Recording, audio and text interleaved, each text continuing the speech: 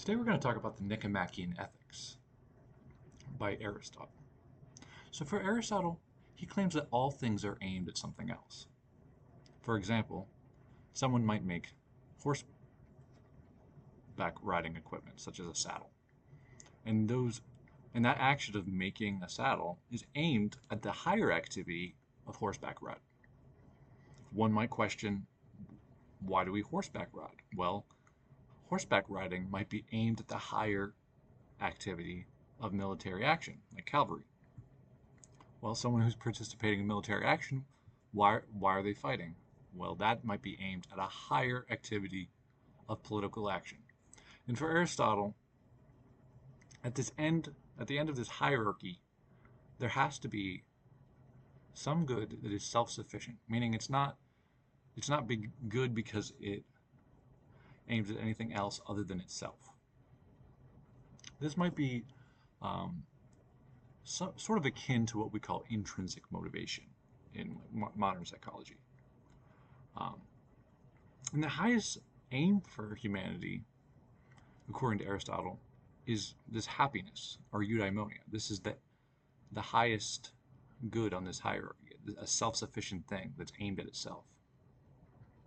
But to understand how one accesses eudaimonia, one has to understand what makes a good human life.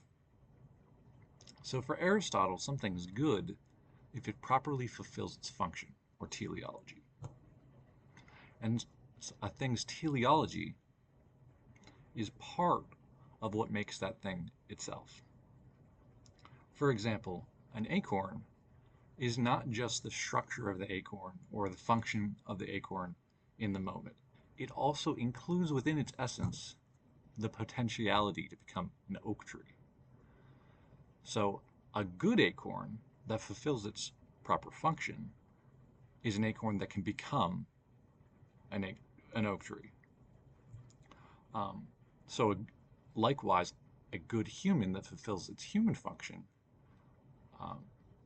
is a human that is able to fulfill its potentiality.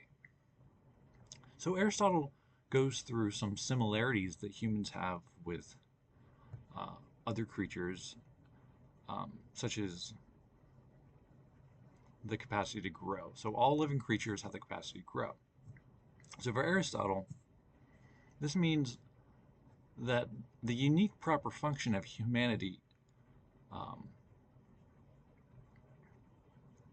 goes beyond what other plants can do. Because to understand what a human can do specifically, one has to understand the function of a human that is unique from the rest of the world. So because all living creatures, all plants can grow, all vegetative things can grow, that's not something that's unique to humans. It's also not something that humans really have control of. So that's not our proper function. The second thing that he identifies is that all animals have the capacity for perception. This excludes a lot of trees or vegetative life, but all animals, including deer and sheep and other kind of animals, have the capacity for perception. They can see things, they can understand the world around them in the moment. And humans can do this too, but it's not unique to humans. What's unique to humans for Aristotle is their capacity to be rational. And therefore, the highest virtue of humans is virtuous rationality. Virtuous here meaning perfected or excellent rationality. So, for Aristotle, what our proper function or our teleology is to engage in our in rationality in a virtuous way. However, when we're talking about human potentiality, Aristotle also sees us as social creatures.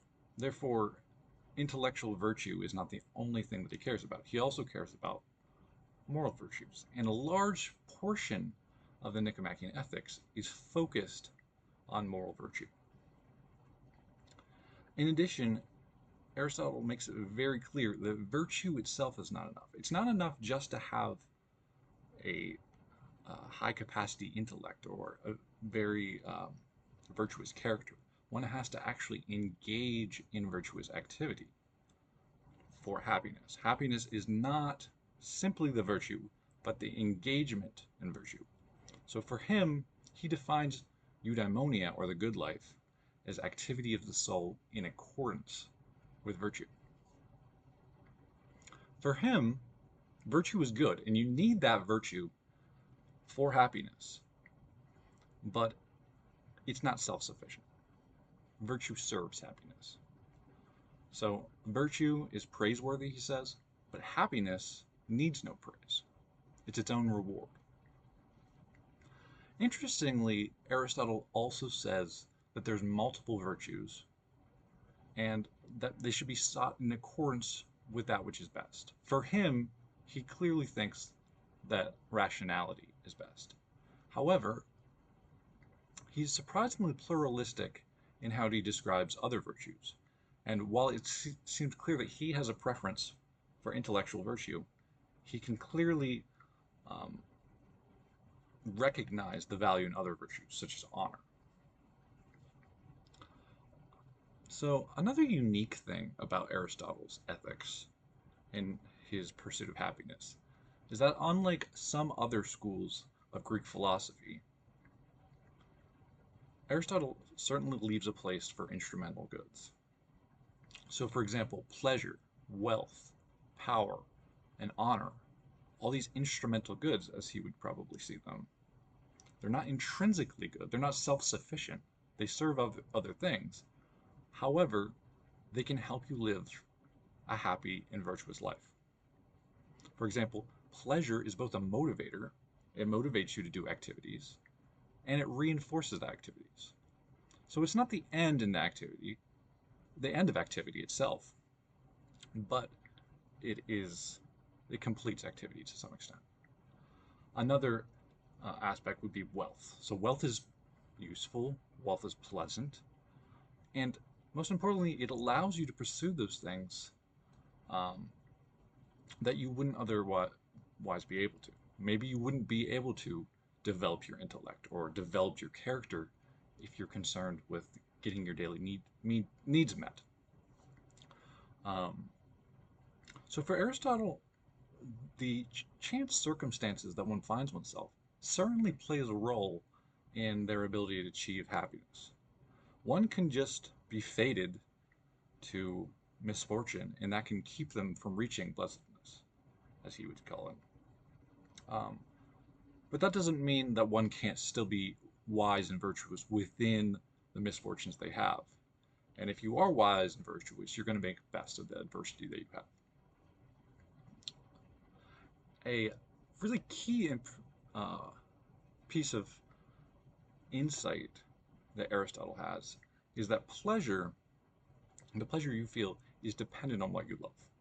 Some people are going to feel pleasure from some things, and other people are going to feel pleasure from other things. And we have the ability to shape what we find pleasure in. So a virtuous person finds pleasure in their virtue. And therefore, a virtuous person doesn't really have to be concerned with pleasure, because pleasure over time will be shaped naturally to fit what they're concerned with.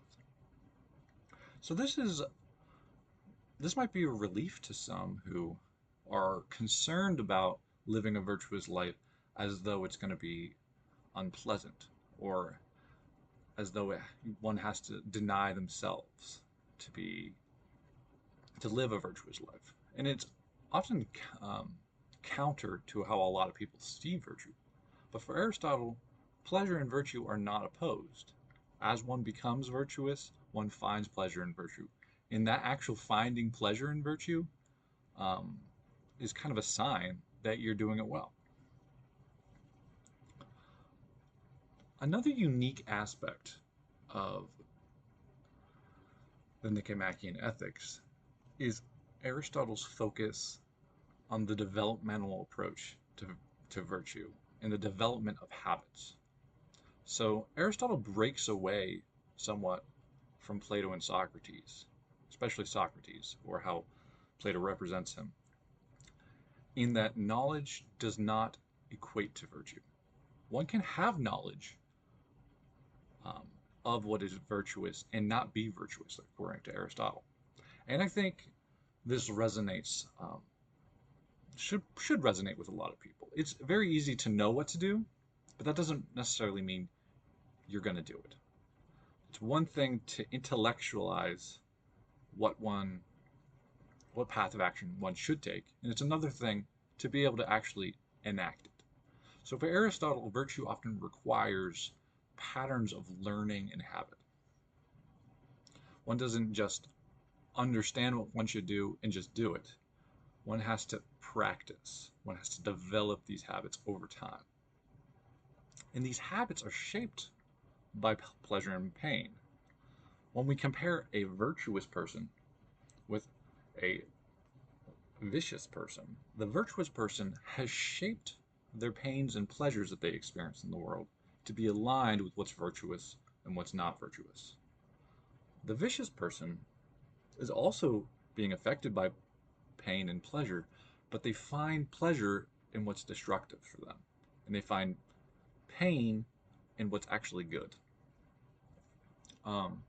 So this alignment is really important for Aristotle. This is how you become virtuous, is you align what you find pleasure and pain in, and that's why as you become virtuous, it becomes more pleasant for you, or it becomes easier to be virtuous as one becomes more virtuous.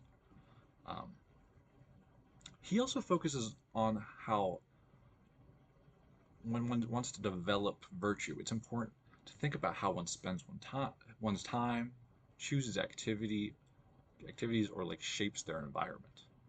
For Aristotle, as kind of a scientific approach, as opposed to a more theoretical approach of Plato, he thinks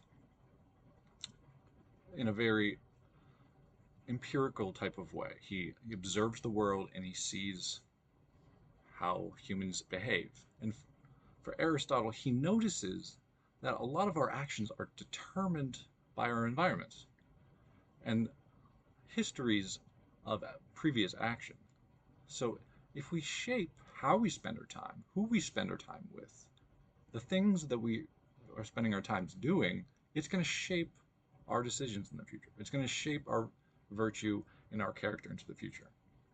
And I think this is a very insightful thing that's very true, and it's backed by a lot of psychology. So for Aristotle, if one wants to develop virtue, one has to expose themselves to situations so that one can enact. It's not simply having virtue that's important, or that's core to having eudaimonia. It's actually enacting it. So it's very important for Aristotle that you actually expose yourself to situations. Now, granted, it's also important that this practice of exposing oneself to situations is of high quality. If you're exposing yourself to situations and you're not acting virtuous, then you're not going to become more virtuous. You have to push yourself to become more virtuous over time.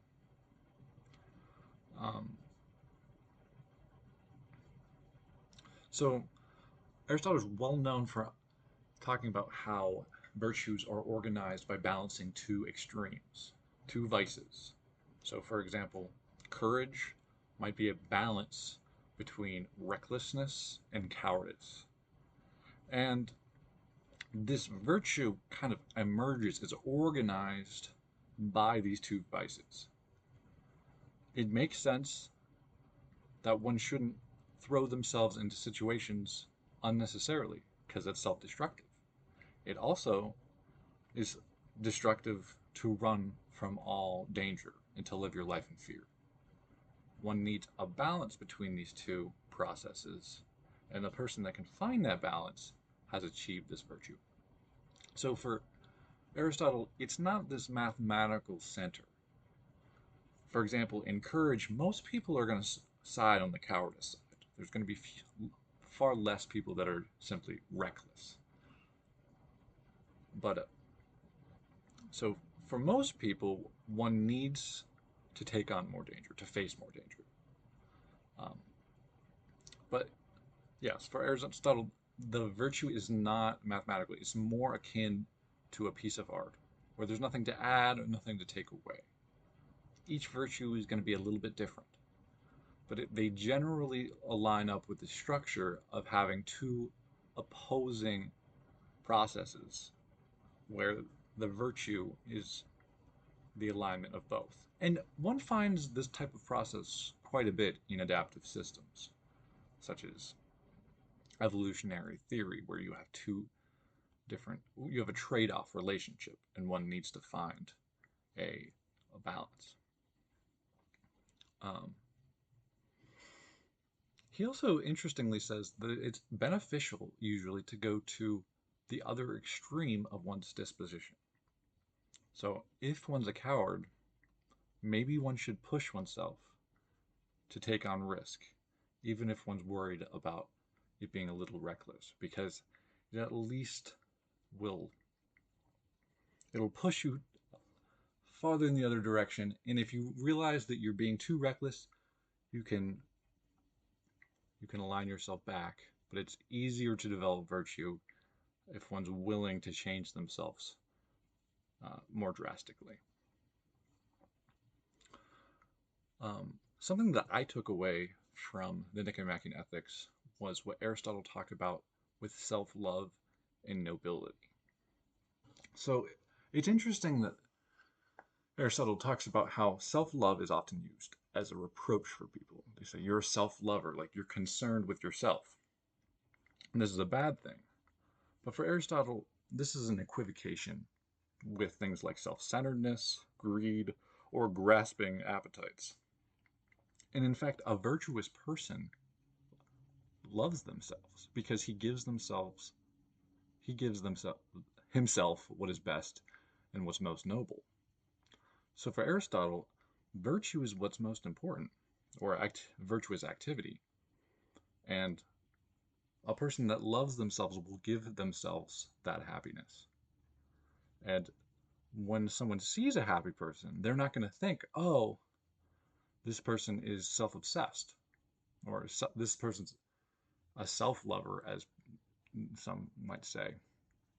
But instead, they're going to see them as someone who is virtuous. And while this conflicts with a lot of people's idea of what good character should be, a lot of people kind of think that if you have to be selfless to be of high character. But what Aristotle is saying is that someone that actually loves themselves is more likely to be virtuous. And when Aristotle talks about this nobility that one would give themselves, he calls it the most authoritative aspect of themselves. For him, the contemplative intellectual activity of life is the most authoritative aspect. He's a scientist. He's written prolifically on basically every topic of human knowledge up to that point.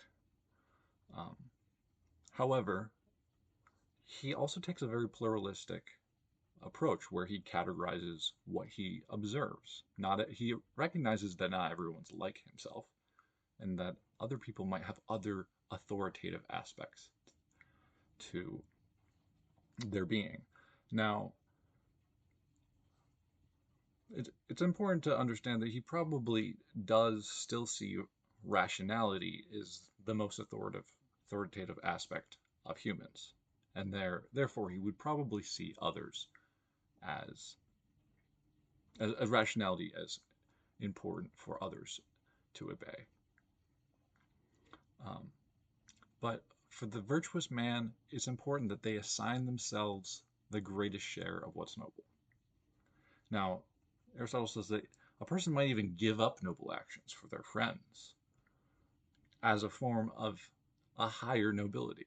But the higher nobility always is given to themselves. They love themselves and they want to be virtuous. And a good man, for him, will seek nobility over wealth, seek nobility over honor, and he may even die for those he loves in attempt to seek this nobility. For a noble person, he prefers a short period of intense pleasure over a long period of mild enjoyment. So this is very different than um, kind of a modern society's view of a good person. For the most part, a lot of this nobility, honor, has been kind of removed from uh, modern society and culture. Nobility and honor is not doesn't really play a central role, but this is a great the passages that talk about nobility are a great insight into how the Greek culture that Aristotle comes from is very different from the modern culture that we live in today. So Aristotle talks about several different lives that he sees, and he raises two lives above the rest as being more noble. The first life is the life of political and military activity. So for a person that seeks political activity, they seek honor, and specifically, if they do this well, they seek virtue first, and then after they've achieved virtue, honor on top of that. And the icing on top would be if they have the virtue of pride as well. And pride involves not taking petty things too seriously. It means being open about your opinions, about what you love and hate. And for Aristotle, while virtue and honor are more important, pride is important in its own right, because for him, undue humility can actually hold you back from great deeds. It can hold you back from the nobility that he sees as important. And if one's considering political and military activity as the core to their good life, the primary virtues are practical wisdom and moral virtues, the variety of them. So practical wisdom is concerned both with what's true, but also right action. It's not simply contemplation of existence, but an understanding of what's true and right for that person, for that human, for that group. Um, Specifically, it's seeking what's good for oneself and others. And it's associated with the political sciences and the management of households and states. And for Aristotle, he says, if one is to be good at political science, one must understand how to manipulate pleasures and pains, and the pleasures and pains of the members of society as well. And this kind of manipulation of pleasure and pain might be aligned to some modern behaviorist psychology principles, such as positive reinforcement and and positive punishment and negative reinforcement, negative punishment. These consequence behavior, um, antecedent behavior consequence model of how people behave is kind of aligned with what he's saying political science should be aligned with. If one understands how to organize a state, one should think about how the members of the state are incentivized and incentivize them to be virtuous so that the state can be virtuous. Now, Aristotle also talks about a secondary life, which I think he seems to show preference for, which is the life of contemplation. And the primary virtue of this life is philosophical wisdom. So philosophical wisdom includes scientific knowledge and the intuitive reason that allows people to access the first principles that scientific knowledge is built on. So for philosophical wisdom, one has both components and can integrate them together. So one can understand the intuitive reason principles and use them to build all of their knowledge from the ground up. So when one engages in that scientific knowledge, they use the processes of induction and deduction to really access the eternal and necessary truths of the world. And for him, knowledge of the human life and the human mind, while it's important, is not the most important thing in the world. He talks about astronomy as actually being more important than knowledge of humans. Because for him, man is not the best thing in the universe. There's higher things. Um, and for him, philosophical wisdom is more pleasant and self sufficient than any other type of activity. Even political and military activity, while it's um, while they're high and honorable ends, philosophical wisdom is more leisurely and can be done alone, and therefore it's more self-sufficient. It can always be accessed, and for him, he thinks it's a superior life. Um, so he recommends that one both uses their reason and cultivates it over time. An important part of the Nicomachean ethics is the role of friendship for Aristotle. He doesn't believe one can access eudaimonia without friendship, and he thinks it's a core part of a noble life. Now, Aristotle comes up with three main types of friendship. The first two being kind of temporary. So there's friendships of utility, which are just friendships or where people are exchanging benefits from each other. There might be like a workplace relationship where someone provides a service to one person and the other person provides a different service back, and they're like business partners.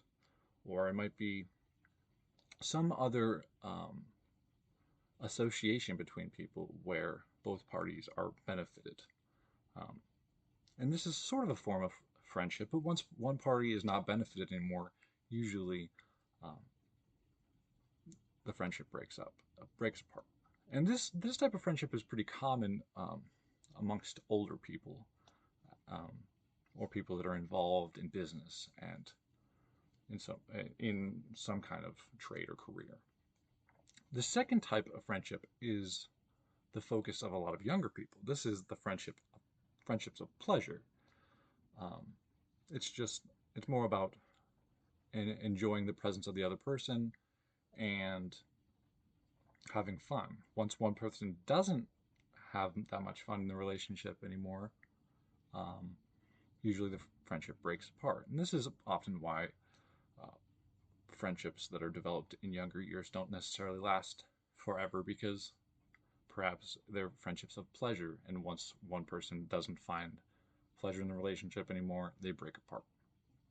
Now, the last type of friendship, which is a perfect friendship or a virtuous friendship, includes both the utility and the pleasure of the past two types of friendships, but it goes beyond that. And this type of friendship is much longer lasting.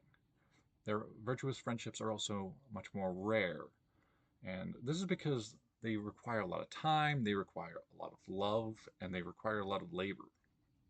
They're marked by goodwill, trust, deep understanding, and familiarity with the other person. They're also marked by a desire to live together and to spend time together. Um, Virtuous friends, they share taste, they're unanimous in their decisions and their preferences, they share grieving and rejoicing together, and they can interact in a way where they can share thinking or they can converse about things. Whatever activity both the virtuous friends value in life, they engage in it with their friends. Perhaps they like drinking, perhaps they like dice, perhaps they like athleticism or philosophy. Whatever it is, they engage it with their friends. And a unique part of a virtuous friendship is both parties must be lovable, and they must know that fact. And for Aristotle, he notes that participating in a virtuous relationship, a virtuous friendship, is uniquely pleasurable because it reflects the virtue of the other person, and that other person reflects your own virtue.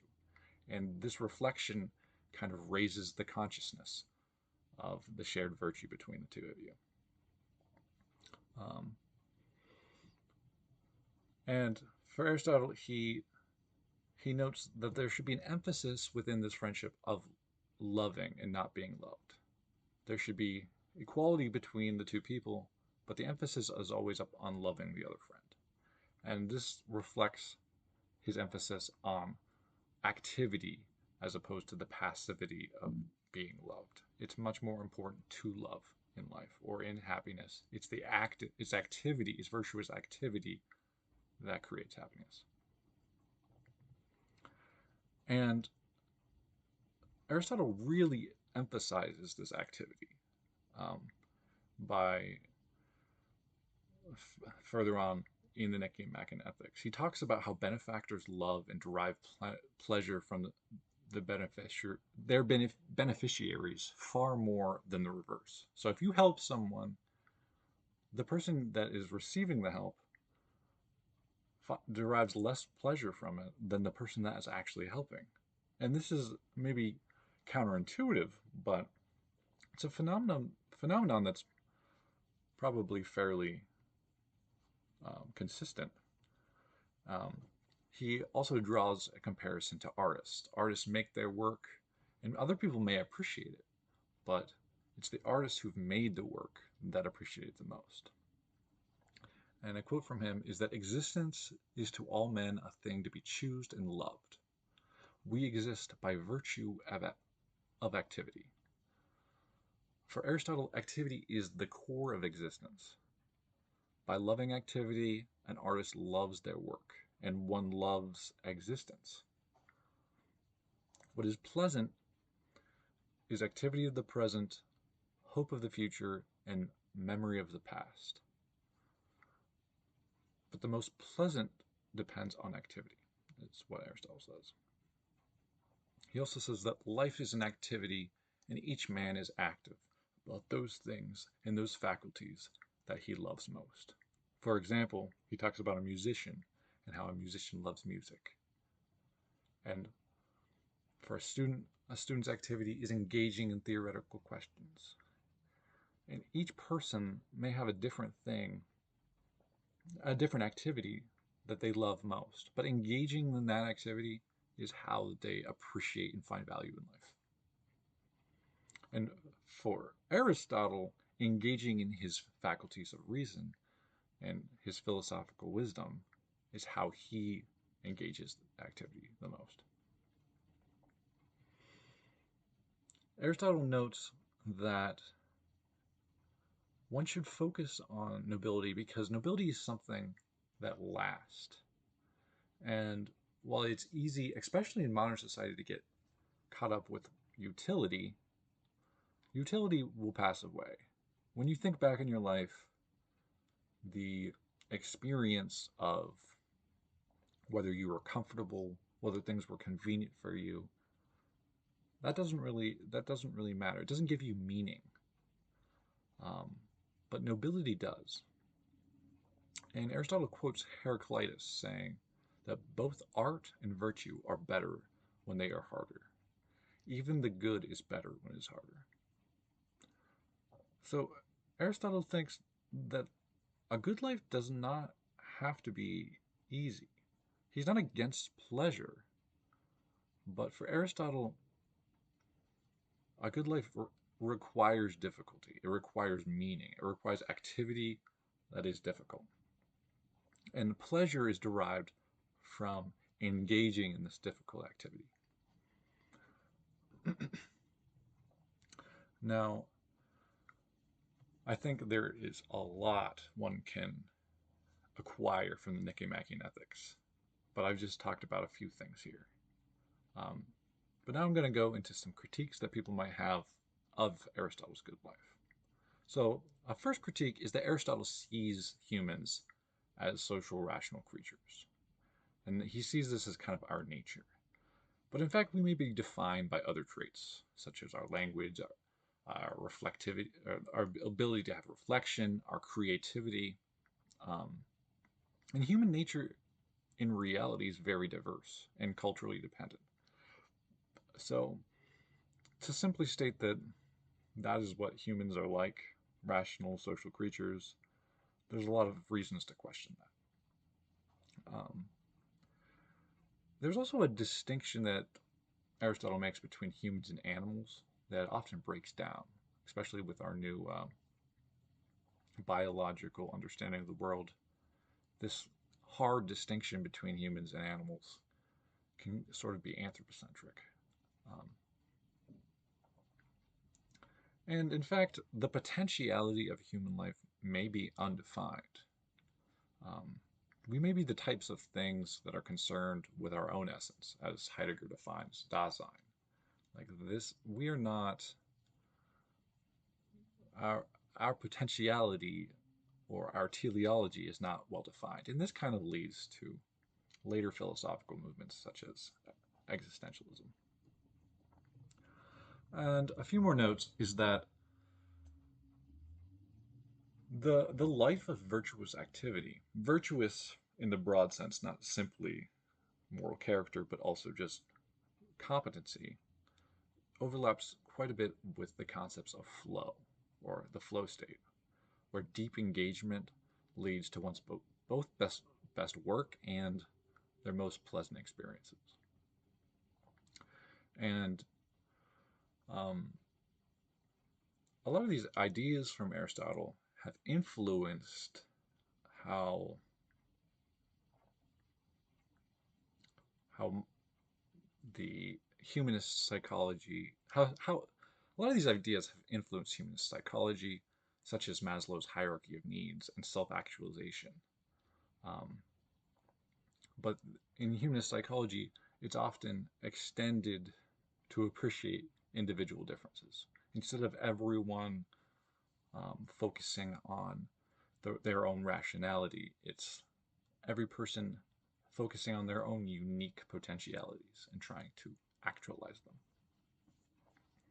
Um, I think it's worth noting again that this nobility that Aristotle includes in his eudaimonia is largely counter to our utilitarian culture. Um, and part of this is that we simply lack the social framework that can structure this nobility. We live in an individualist society, and it's hard to justify through a utilitarian view of why one should care about honor. Um, and instead, because we're much more individualistic, this nobility is usually at more of a self-evaluated capacity, for better or for worse. Um, and overall, I think that Aristotle's philosophy can really be applied in a more broad context. Um, Activity might be extended to a far wider variety of domains of life, um, which in some aspects of the Nicomachean ethics, Aristotle kind of talks about this and how it could be broader, but he doesn't focus on it nearly as much as he does on the rational self. And I really think that maybe at the core of Aristotle's eudaimonia is really the development of one's capacities and the engagement in those capacities, especially the cultivation of one's mind and the engagement in the life of the mind. Thank you.